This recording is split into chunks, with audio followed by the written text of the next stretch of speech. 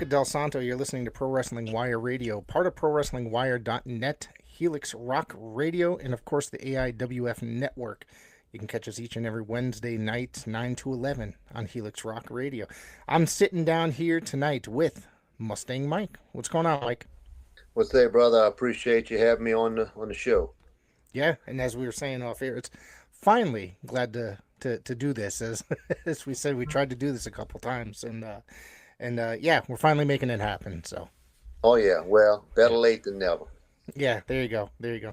So let's start from the beginning, I guess you can say. How did you ever get interested in the world of professional wrestling, and then make your where'd you find out to train and stuff? Well, I mean, most guys these days, well, I say most, a lot try to talk about that, about the fans and how, oh, this and that, whatever, and it's a separate part of the business and all. And yes, which it is, but if if I can only speak for myself, but I grew up as a wrestling fan. Right. Watching the wrestling, having my favorites. I'm down here in South Louisiana, so it was Mid South, Junkyard Dog, and the Freebirds, and Rock and Roll Express, and all that crew.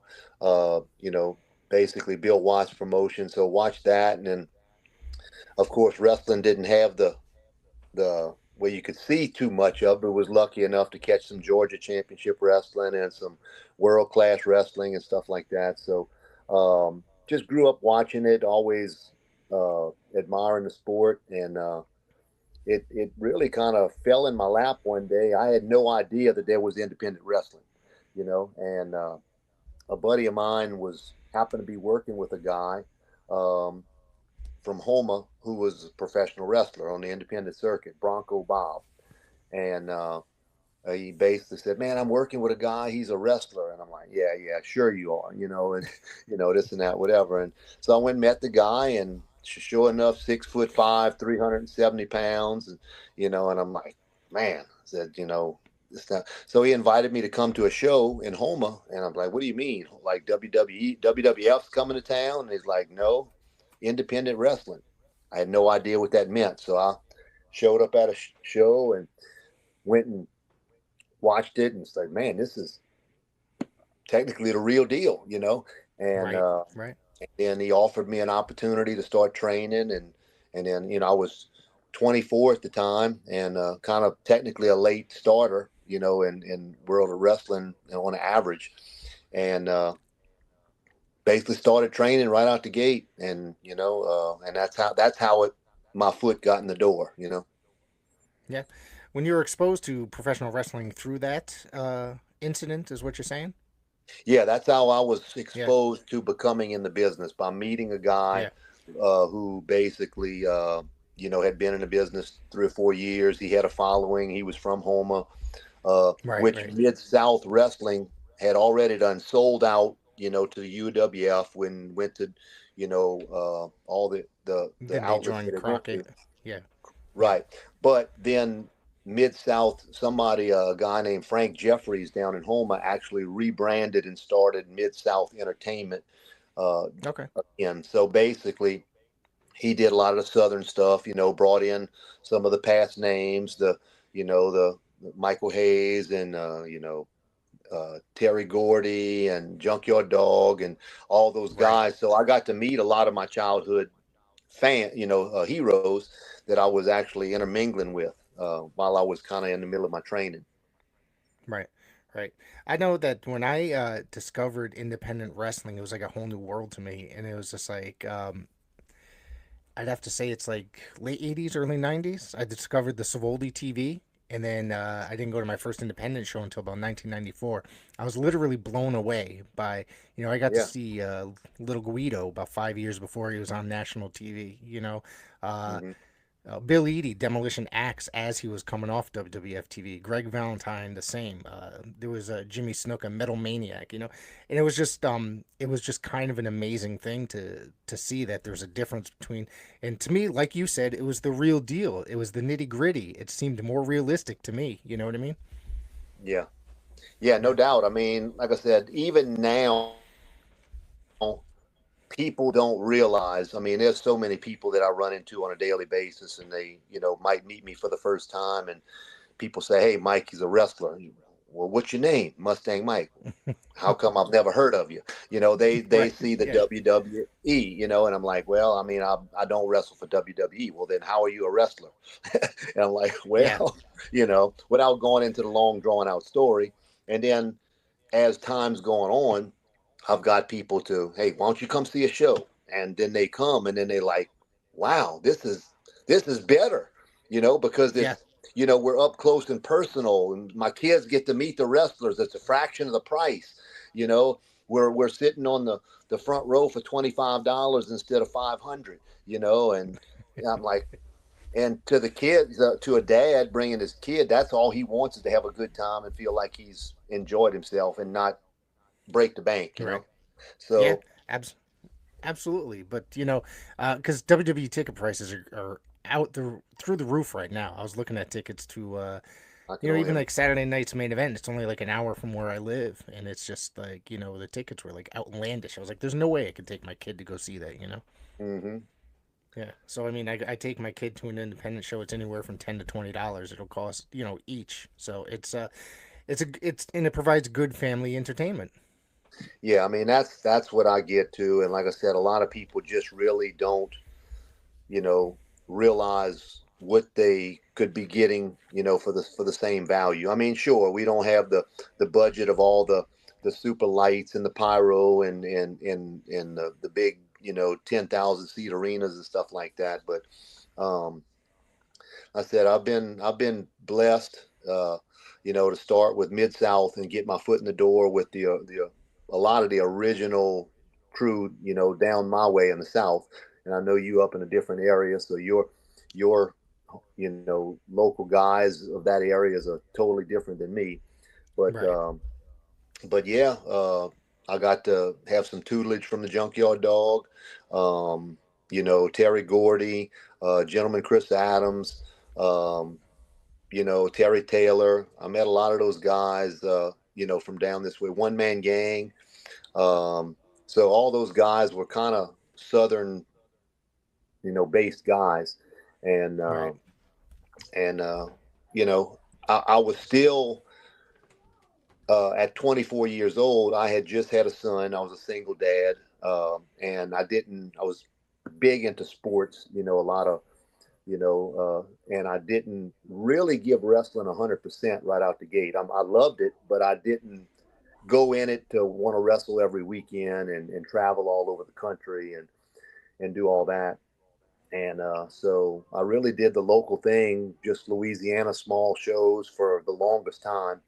And as years passed and started kind of, you know, slowing down on more of the sports and getting more into wrestling as 4 or 5 years passed, then I started kind of picking up a little steam and traveling a little more and doing a little bit. But like I said, it's I don't regret not doing it, but I think if I would have pushed it a little further out of the gate, that a lot of people have told me, man, you belong in WWE and you should have been in WCW and all that. And I'm like, well, I appreciate you saying that, but it wasn't as much my goal to do that at an early stage as some of these guys is coming out at 22 and that's their only goal. So Right. and I don't take nothing from them. That's what they want. But at the time I enjoyed, and hanging out with my friends and playing sports and wrestling was kind of like another thing that I did. Right. Right. So you grew up, or you were from southern Louisiana, right? So you got one of the differences. It's like I grew up in Connecticut, and I always appreciated the southern style wrestling as opposed to the northeast wrestling type Hmm. of scene. You know what I mean? Oh Because yeah. like as I said before about it, like independent wrestling, it's like it was more nitty gritty, and the difference between watching like say the WWF TV, watching like the NWA TV, the arenas were darker, people had more realistic sounding names, and it just seemed more realistic to me as opposed to the cartoons that were on WWF television, and that's what I Hmm. appreciated about things like the NWA, Mid Hmm. South, World Class. World Class, I used to watch every single day of the week. It was on ESPN when I was growing up in the late '80s. the Legends of World Class TV program. So I used to get to catch Hmm. that every day after school. That's the first thing I would do is watch World Class every day after school. Hmm. The AWA stuff like that. I always appreciated that kind of wrestling that was more realistic and treated like an actual sport. Yeah, I mean they really did. I mean there's an old story because we're a commissioned state. For some of the people who Nope, realize still, what yeah, a commission is, and the reason we are is because Bill Watts wanted it to be that way back when he was doing things. He wanted the fans to be able to come to the shows and have a realistic base on wrestling. That it was 100% legit, and so that's how everything started with the Louisiana Commission being involved and running it like it was a real full sport, and we still deal with the commission down here these days, but things are way better than they used to be. But like I said, that they people take their wrestling to heart down here in Louisiana. I mean, it's the South is. I'm sure I've been up to Jersey and wrestled up there, and my buddy Andrew Anderson, and it's a different fan base down here yeah, than it is there. yeah, yeah, and yeah, I'll be working in the Carolinas actually later in the or earlier in 2025. So I'm kind of looking forward Okay. to like breaking into that area finally because I'm a huge like Crockett fan and fan of the wrestling from the Carolinas and stuff. So yeah, Mm-hmm. let's talk about some of. I came across some of your matches on YouTube. I got a chance to Okay. watch some of them. Okay. Uh, you did team with Greg Valentine and Andrew Anderson at one point. So, Yeah. uh, Yeah. Greg Valentine, an absolute legend. As is, I can't say that take nothing away from Andrew Anderson. He is, he was the current version of the Purple Haze as well. Correct.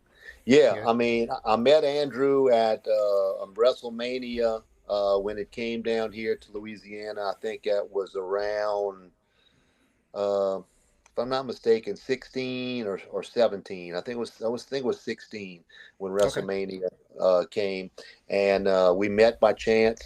They had a one of the promoters at the time. Matt Riviera, which is out of Arkansas area. Uh, he did a Mid South Fan Fest, the WrestleMania weekend, and had some wrestling matches and brought in all the Mid South guys, and which Greg Valentine was more of a northern based guy a little bit, but he came in and him and Andrew was tight, and we met and ended up going to WrestleMania that weekend and ended up in the same suite with him. And that's how me and Andrew met. And I met Greg, for the first time. And then we became close friends and co-promoted and did a lot of things. But yeah, that was one of the deals where Greg came in and I mean, he was way past his prime, but Hmm. he still got in the ring and did a 6-man tag with us and did his part. And so it was, you know, just an honor to be able to be in the ring and be on a team with a guy who's done so much as somebody like him. Right. Right. What year did you start professional wrestling or training at least? I know that you're only a few years older than me, not by Yeah, much, but yeah, I'm trying to remember because I remember seeing it, but I don't remember exactly what year it was. yeah. I started training in June of 1994, and my Okay. first match was in November of 1994. And That quick? Wow. it, Okay. yeah, well, it was to tell you a quick story on how that happened in professional wrestling is, I wasn't training full time because I was involved in a lot of sports and things, stuff like that. So I was training Right. maybe a couple times a month. It wasn't like I went to a school and was there every night for 6 months or something like that. But I was doing my job, working the shows and security and ring crew, and started at the bottom, and did some training that day before show, and coincidentally, one of the guys couldn't make it. And then, of course, the promoter's in a panic. And what are we going to do? We need this guy to fill a spot. And turn around, they look around and like, what about Mike? And I'm like, yeah, what about Mike? And like, wait, not this Mike. You're like, yeah, you. I'm like, you mean wrestle live? And like, yeah, we think you're capable of doing it. I'm like, well, you got a lot of faith in me. I didn't have any, I had knee pads and shorts, but I didn't have any ring attire gear and stuff like that. And then, sure enough, borrowed a few things, and of course, they moved the card around a little bit, and Right. called my buddy up at home. Hey, get the camcorder. You better get over here. It was about 45 minutes away from my home, and sure enough, had my first match impromptu, and come up with the name. And Bronco Bob, rest he's gone now, was my mentor, and it kind of got me involved. So, what's your name? Um, you know, How about I want to be Mike, so Bronco Bob, Mustang Mike. And that's how my name became Mustang Mike right out the gate. And I've never changed it. Now I've had some Wow. alternate, monikers, that I've used, it depends on what I was doing at the time, working as the face or the heel or whatever, or some sort like that, and I might change the name as the kind of my few days as a bad guy to maybe Magnificent Mike or something like that. Right. But in general, Mustang Mike is my base name, and I'm still using it. And I just, like I said, just made 30 years, my 30-year anniversary last month. Well, congratulations. That's awesome. That's really cool. So you worked for several different NWA territories during the prior to the Lightning One era. What do you have to say about working for the NWA? You've worked with some legends through there, and I'm going to ask you about the transition into the Lightning One era. I guess we could do a two-parter there. Yeah, well, like I said, that's how it kind of worked out. NWA was, matter of fact, Matt Riviera was out of Arkansas area. He had a promotion.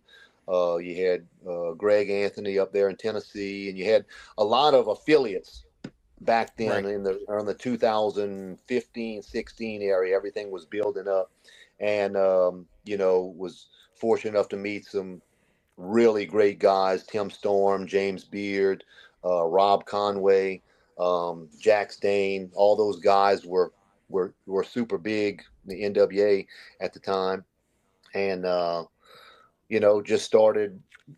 Andrew Anderson had a lot of connections with guys, being involved in the business and all, and doing stuff like that, and started getting booked on a few shows and doing things, and then my name value got built up a little bit, and they had a big event in that NWA saw what I was doing because I was helping run a promotion called Gulf Coast Wrestling down here in Louisiana, and of course in my hometown, of course I'm going to be the big draw, and Right. they saw that I was putting 400 to 500 people in buildings and stuff like that, and they kind of NWA is like, okay, well that's the kind of group we want to be involved in, and Right. we came in and helped work with Matt Riviera on a show, and we did the first event, which was called Cajun Heat.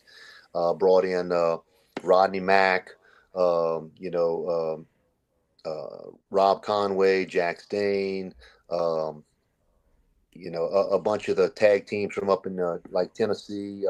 Simon, can't think of the name. The Heat Seekers. No, is it Heat Seekers? Yeah, I believe so. I Up think in so. Yeah. Tennessee area.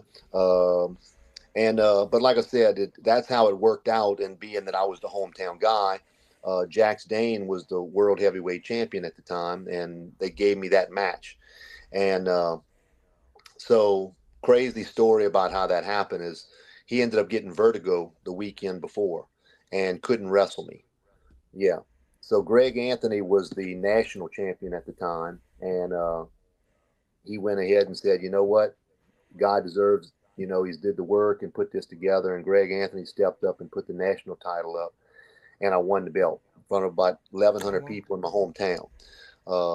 And I was in 2017. And so anyway, that was my first real big opportunity with the NWA. And, eventually lost the belt back to Greg, and then worked my way back through the ranks and ended up facing Tyson Dean, which was the North American heavyweight champion. I won that in April of 2018. And just when I thought everything was going my way, everything's going great, hey, can I win that trifecta? Can I face, go at the time, I think Tim Storm had the belt, and can I get the World Heavyweight Championship? And the NWA went through the phase where they sold out.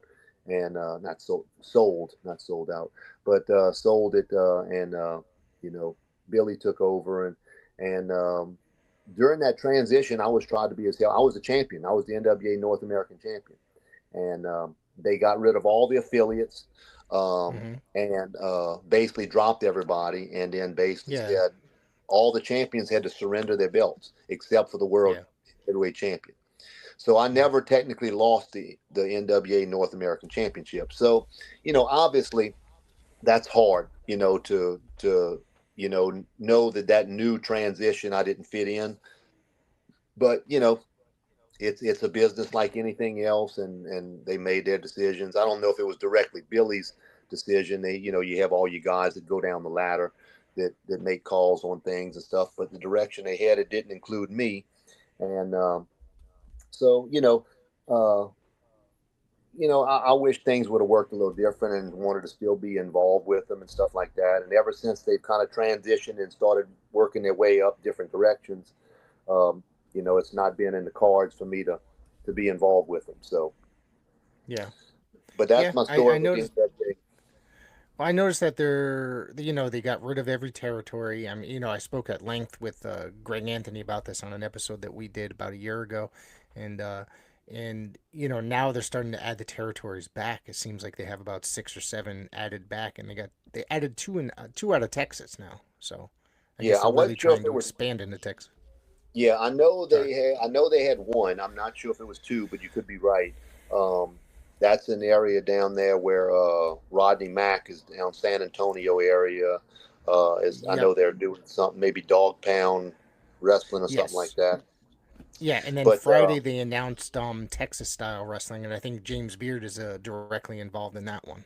okay, okay, Yeah. yeah. James has been around forever. He's originated way back in the day with World Class. He knows so many people. He's a quality guy, great guy, Yeah. always about the business.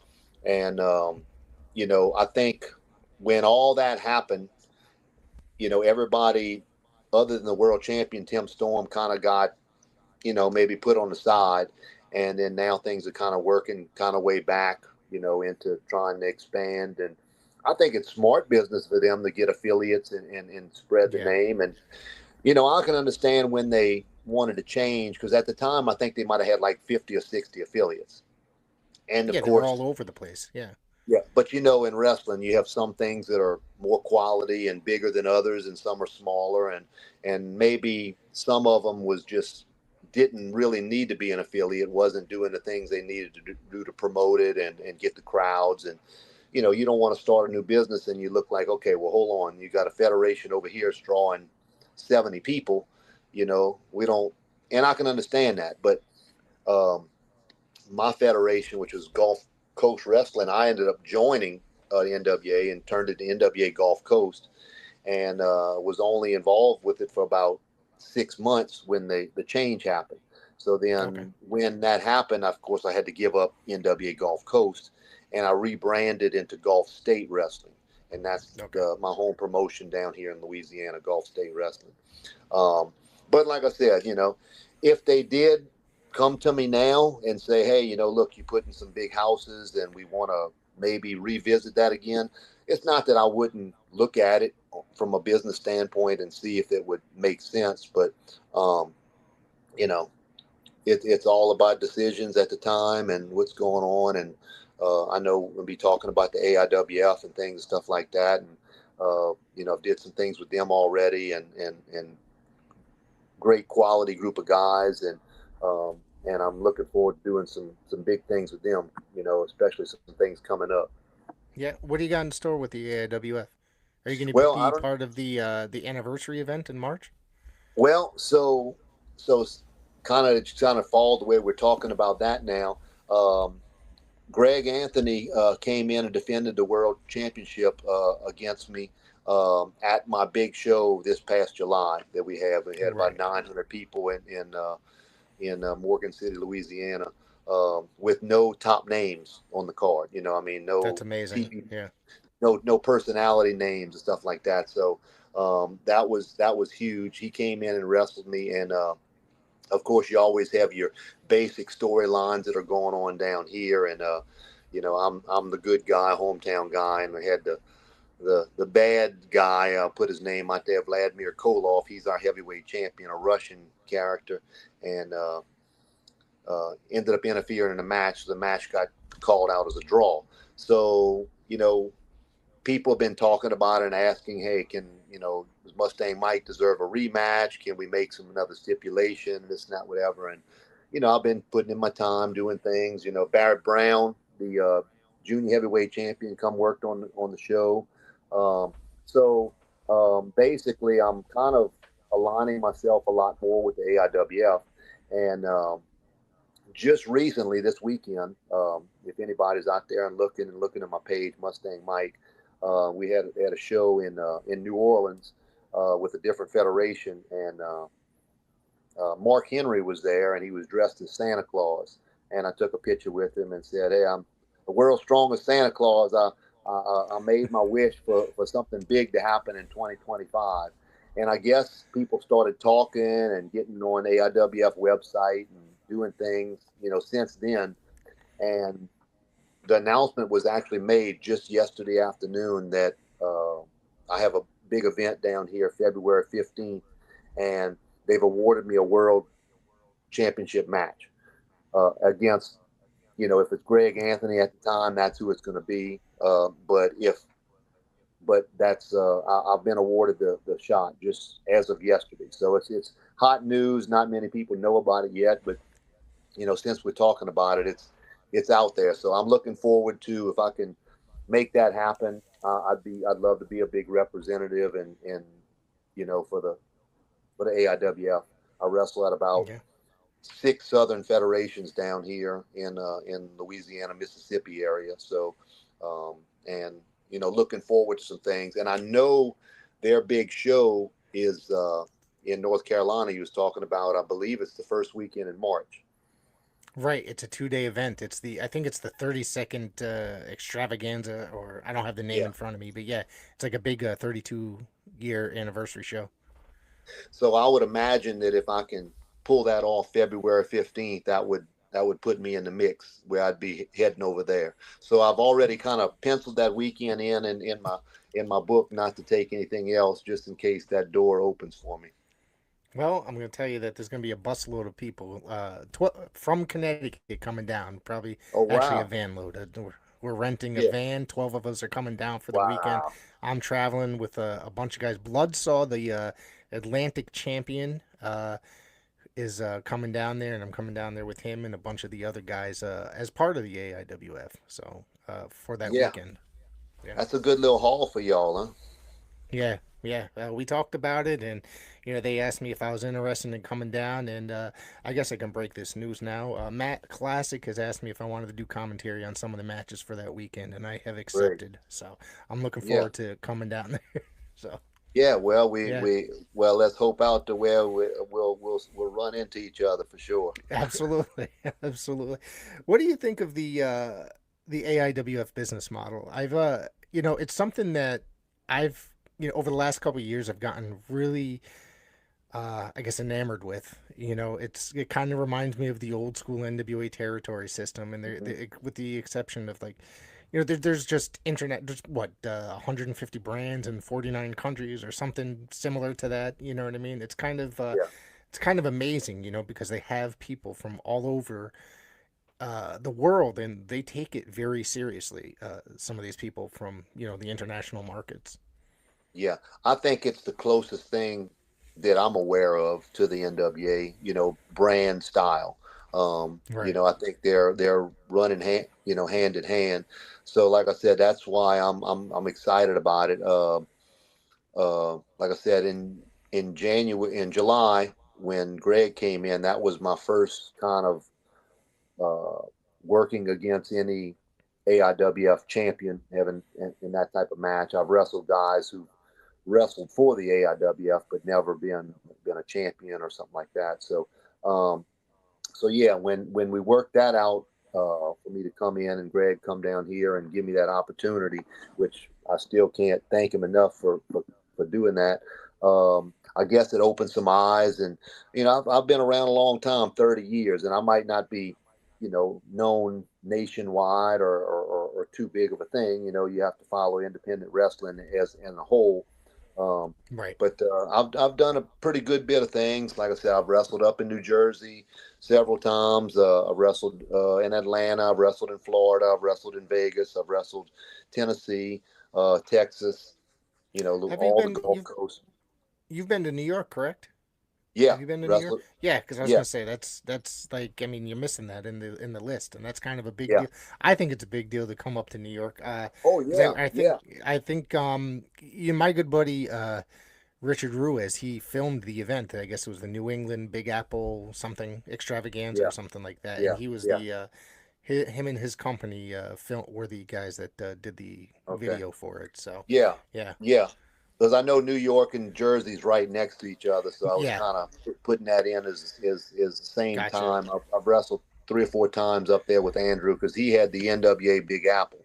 Okay, During that time, he was kind of the promoter guy putting that together. He had a couple partners that he was involved in, but okay, uh, but yeah, that was a good time going up that way and seeing the whole different type fan base and different part of the country and all that. But yeah, I'm looking forward to of course, my time in wrestling isn't going to be forever. I'm still in good shape. I stay in the gym and stay working and keeping myself in good shape. But I'm just turned 54. So as far as in wrestling years, 30 years of beating up on your body and all the sports and weightlifting and things that I've done over the years, it's an ongoing process to keep myself in working condition do you feel it every day when you wake up? every day. Yeah, I mean every day. Um, I wrestled this weekend, and just things happen. Took a DDT and kind of jammed my neck. So like right now, that's about the best I'm going right Yeah, now. So get the heat, ice and heat, and that's what happens. The guys who do this, you wrestle on a weekend. If you don't have 1 or 2 matches on a weekend, and then Sunday, Monday, Tuesday is the therapy, kind of getting yourself back, kind of moving right again, and then now you got to get back in the gym and get a few days in before you do it again. So it's right, a lot of people out there just don't understand what they want to call fake and real and all that and everything. But we people have talked about this for tons of years and all have their views on it. But you know what we put our bodies through, and some of these guys that wrestle a lot more than me, and uh, and it's a rough business. And like I said, I wake up every morning sore, and I know my loved ones tell me, Mike, when you're going to stop. And well, yeah, it's easy to just ask that and be sincere and think the best for me, but it's yeah. I guess a combination of a passion and a sickness, you know. Well, when you love what you do, it's hard to stop. You know, and especially it's like it's not really, you're not harming anybody. Maybe your own body a little bit, Right. but Well, like I yeah, said, even I think if I stop at this point, if I said no more, I'm still going to be sore. The soreness is not going to go away, right, and I'm the good thing about knowledge and wisdom is I don't put myself in bad situations, going forward. I'm not going to, put myself in a match or accept a match on something that's not in my wheelhouse of things I'm supposed to do. But in the same token, I also have enough love and respect for the business that I'm not going to be that guy who says, "Oh, well, I can't do that." Well, if I can't do it, then I don't need to be doing it. So, right. I'm just being logical, and I know still that I've got some miles left in the tank, and especially if I can. Pull off something big in February and win the world title, then that means I'm just going to have to double up on the chiropractor and therapy and ice baths and and If and you and a, win, and a leave if I win. you're just gonna get busier if you're the champion. That's Well, it. that's That's what all I'm that's gonna saying. I happen. mean, Yeah, yeah, I know that the phone calls will come in a little more, and like I said, I've still got a lot of obligations that I've got already on the books right now. Um, starting off the year. So that would probably increase. So, you know, we do what Yeah, we do because we love it, and the fans is out there, and that's the fans is what really keeps us the drive going. yeah. Have you ever had any serious injuries in the ring? Nothing serious. Matter of fact, I guess I've torn my left ACL, I've torn my bicep, and I've torn my left rotator cuff, and none of the three were wrestling. It was all other sports. Now my only substantial injury that put me on the shelf for a little while, and it not for long because I was wrestling Tyson Dean for the North American Championship, and that hometown North American Championship, NWA. I put myself out there and tried to do probably something that the young guys shouldn't be doing, a split leg moonsault off the top rope, and didn't rotate far enough and landed based on the back of my head, and gave myself a concussion, tore all the cartilage in my sternum, and in the middle of the Jeez. match, and and then of course there wasn't no way I was stopping, and continued on and ended up winning the belt. So luckily I had a couple weeks to be able to recover till I had to defend it again, because I didn't have any obligations because I wasn't the champion at the time. So I was able to take about 3 weeks off and kind of get myself back in shape, and before I needed to get back in there and do it again. But that's the only thing, and that wasn't, you know, time consuming where I was out for a couple months, you know. Right. So, Right. but I've been fortunate. Let's knock on wood there. I mean, That's good. 30 years of doing this. I've been. Good Lord's been looking out for me.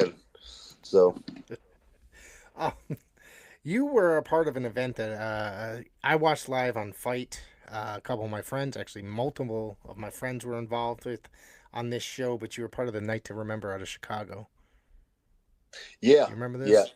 yeah, Yeah. yeah. That You won the that was yeah, you won the North American title from there, the WAW belt. Yep. correct. Yeah, that wasn't this July. That was last July. Last July. Uh, Yep. yeah, last July. Um, Yeah, I was, and that was the thing. Chaz Morietti was putting that together and everything, and he's an old school guy, and thought the same thing. I kind of got the snub with the NWA whenever I wasn't able to retain the NWA North American Championship, and that title was up for grabs, and I was able to wrestle on that card. That was a pretty stacked card as well, and wrestled one of the top competitors from that area up that way, and I won the. So I'm technically currently the WAW North American champion still. I've had over the last year, I've had 6 title defenses, and with that belt. Um, Matter of fact, I'm defending that next month, January 18th, at an event over here in Louisiana. So that's my Okay. next title defense with that. Um, Okay. so Yeah.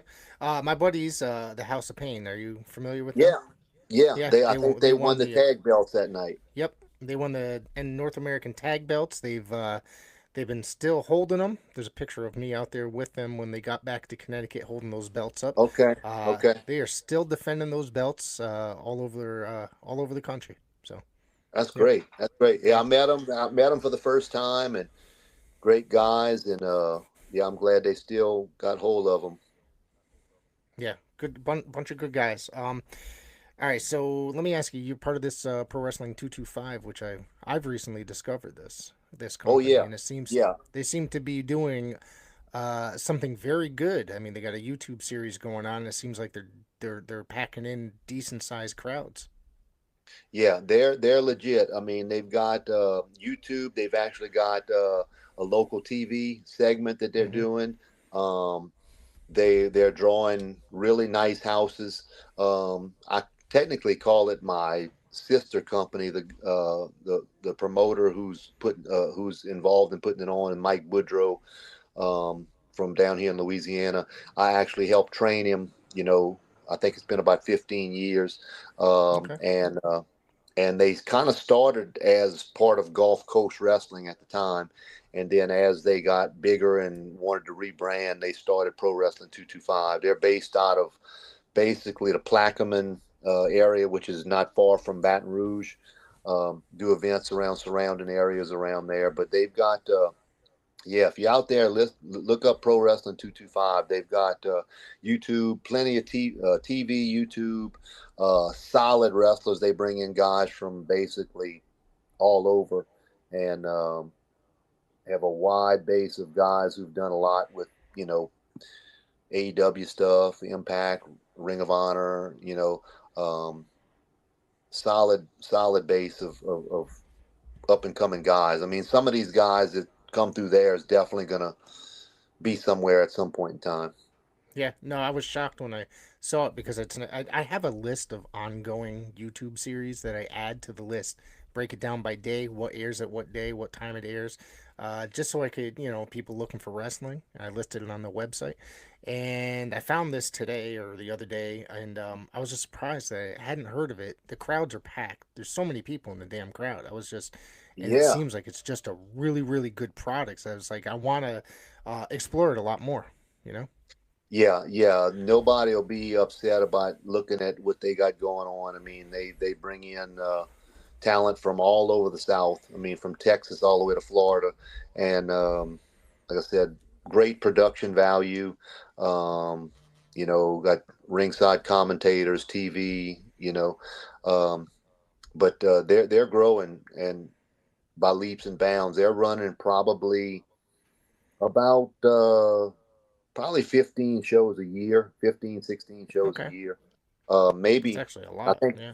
I think that's what they've had up to date, but I think their calendar right now, because I've got some bookings with them, is going to be on pace to beat that.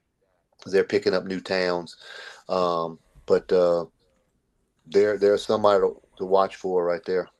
Yeah. I urge everybody that's listening to get out there and watch that. A couple more questions before we get out of here. I know we talked a little bit about Tim Storm, and he's to me he's just a gem of a professional wrestler and that he's still involved in the business. He's Yeah, not he's still wrestling, but not what he was once. Uh, sure. and he's very good at in the broadcast chair, I think, as well. Yeah. I Yeah, don't, I guess the way everything happened with NWA, I don't keep up with them as much as, normally I would have. Um, right. but yeah, what I've seen of his broadcast abilities, and I mean, he's still obviously wrestling. I mean, I've had the luxury of wrestling him a couple times, Yeah. with him and against him. Um, so, matter of fact, I have a proud to say I have a win against two former NWA heavyweight champions. I've beaten Jax Dane and Tim Storm, so that's I guess something good to have on my win list. Yeah. But yeah, man, I mean, such a good dude. Him and James Beard, you got to almost mention them in the same breath, man. Those guys are just good as gold. Yeah, I actually did have James Beard on the show last year, probably December. It was right before the Iron Claw came out, like probably Yeah. like a few weeks, and so we really heavily went into that, and obviously some of his career questions and stuff like that. But I got to tell you, he was very kind and just went into like extreme detail on every question, like every answer he Mhm. gave. It was a really nice guy. Yeah, Iron Uh, Claw was filmed down here in yeah, Baton Rouge, not too far from us. yeah, yeah. Really? Yeah, Baton That's Rouge. That's yeah. where it was filmed. Out. As a matter of fact, they rented my ring to do training in. So I had I can't think of the So, guy's name the star, but so Zach Efron was in it. yeah, Zach yeah, Efron. Yeah, exactly. So that's it. they was Yeah, working out in my ring, so I got a little bit of star power been in there. there you go. Well, I really didn't have this question in the works, but did you end up watching that movie? Wait a minute, let me think about this. Yeah, yeah, I did. Okay. I forgot because I didn't watch it right away. I kind Right. of waited, and I ended up watching it. And I was, a lot of people was kind of disappointed, Mm-hmm. on some factors with the movie, with the, leaving out, I believe was it Mike, It was or Chris. Chris, Yeah. Yeah, Yeah. Chris Von Erich. And I understand it's a movie. You got to have time to better fit everything in. My personal opinion, I think if you're talking about the family's history, my personal opinion is I think he probably should have been included, even if it wasn't a big part, some sort of mention or some kind of way they could have fit something in there. And I think Right. their reasoning was that it was such a dramatic, sad thing what happened. They didn't want to add more sadness to it. But I mean, hey, if you're telling a something fairly true, a documentary almost like movie, you know. Yeah. Uh, but hey, that's why they make the big bucks, and the directors and all those guys make those decisions. Yeah. I took my wife to go see that, and now she does not watch wrestling, doesn't even know who they are, nothing like that. So she really enjoyed the movie, whereas, I enjoyed the movie enough, but there was also a lot of factual faults to it. You know what I mean? Like if I Yeah, went in not knowing anything about the Von Erichs, not watching him every day for, 10 or so years on TV, then, I probably would have enjoyed it like it was brand new, but I knew like a lot of the history. So it's like I knew right. certain things that were just not factual, things that were not in the same timeline, or this didn't happen this way. And so, but overall, I have to say that I did enjoy it, Yeah, I mean, Yeah. I think it was good for people to better see who's maybe watched it as not a a long a full wrestling fan, and got to kind of put shed a little light on the reality of the business, and what some of these guys have been through and stuff. Of course, yeah, everything wasn't probably 100%, you know Yeah. in which us involved in the wrestling business, you can look at it and critique it, and stuff like Right. that, when others that don't know what we know, just went along with it. Right. Right. Before we get out of here, is there anything else that you have coming up that you want to throw out there? Um, well, like I said, we just we had a great year with my home base federation, Gulf State Wrestling. We had 9 shows this year. Um, our average fan base is we average probably around 350 to 400 fans, which is really good for the independent Yeah. wrestling. And our super show that we do every July, we drew 900. So that's something to be, I'm very happy about, and proud of. We're starting off next year. I've got January 18th. If people out there look up Gulf State Wrestling, they can look us up. We got some stuff on YouTube, not as much as 225, but um, our Facebook channel. Um, and then February 15th, I have that big opportunity. And, we got some other things coming behind that. But those first two starting off the year, and hopefully that leads into me going to North Carolina for the big AIWF show in March. Um, and then, like I said, I have plans to go to WrestleMania this year in Vegas as well. So if I do have that belt, maybe that'll open up some doors that way to get some more exposure over there. That, I mean, I've wrestled several times over there Right. for CHC, Cauliflower Alley, and which is a great group of guys. If you're looking for anything, and people don't know what Cauliflower Alley Club is, for the history of our business, I know we didn't talk much about that, and I didn't think about it till right now, but that's a big part of professional wrestling where everything's come Oh, from. absolutely. Yeah. And but yeah, that's about it. I mean, like I said, look me up on Facebook, Mustang Mike. Also on Instagram, Mustang Mike Boom is my moniker on there. But I appreciate the time, and for the people who end up watching this that not familiar, um, look it up. Boom is my logo there. Mustang Mike, Mr. Boom is my You got a YouTube channel for yourself, your single stuff? Yeah, I do have. You can look up Mustang. The easiest way is pull it up Mustang Mike Wrestler, and a lot of my matches will come up on there. And then it also links me in to some of the other stuff that I might have wrestled with Pro Wrestling 225. They'll tag Right. me as Mustang Mike, so it kind of tags in. So if you go on YouTube and put in Mustang Mike Wrestler, because there's a Mustang Mike who deals with cars, um, one of us two is going to come up. So if you put Mustang Mike Wrestler, you can see a lot of my stuff. Yeah. Well, I want to thank you for coming by today. I'm glad we got to do this today. I'm definitely going to have you back, especially if that February 15th date, that result works out. We're going to have to plan on that now. Yeah, yeah, and like I said, if that works out, I'll see you in March, and then I'll be down there, and we'll run into each other. But let's hope that let's hope that both things work out. Absolutely. Thank you again. All right, we'll see y'all